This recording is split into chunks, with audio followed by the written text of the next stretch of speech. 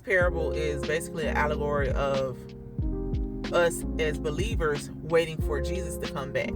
That's what we're supposed to be doing. We're waiting for Jesus to come back because he's the bridegroom. So anyway, they were supposed to have their candles trimmed, like wicks trimmed, everything like that, ready to go.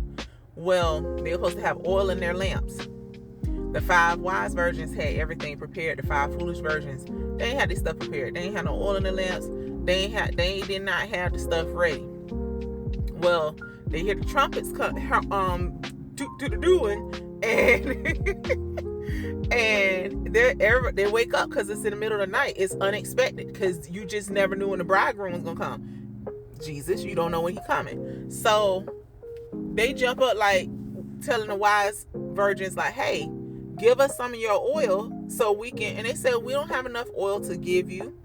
Y'all need to go to the store and buy some. Of course, they go to the store and buy some. They miss the bridegroom. They don't get entrance into the wedding ceremony. Okay? You know what? Here's the thing. This, for me, because of what I just went through, which I'm not going to put it on here, but let's just say this. You have people who are not prepared. You have people who are not prepared for life. You have people who may have gone to school with you, people who are the same age as you, people who had the same resources that you had. You may have been worse off than these people, but whatever the case may be, they have not taken advantage of what was given to them. The 5 foolish virgins had the same stuff that the 5 wise virgins had, except for their oil. They had the lamp, they had the wicks trim, they had it, they just didn't have the oil. Now, I've heard it so many times, I heard it so many different ways, I'll say, about, being taught this parable. But for today, with, like I said, the situation that I have just experienced, I realized that just because we are in the same age, just because we have gone through traumatic experiences as somebody else, just because all of these things have happened, that we are basically on a level playing field, does not mean that this person or these people are going to take advantage of what has been given to them and get themselves going. And I'll even say, if you have Jesus and these people don't, you will see a clear difference.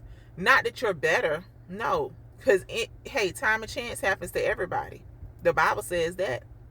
So it's not that you're better, it's just that you got Jesus. Like, you have somebody to cast everything to. Cast your care on him because he cares for you. You have somebody who is in your corner.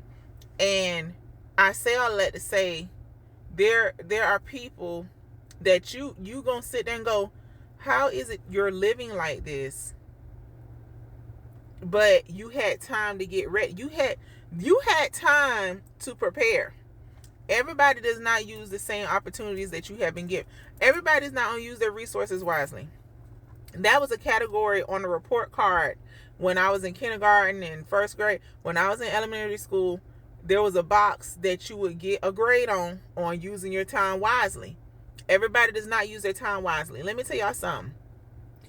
Time is a commodity. Time is a resource you cannot get back.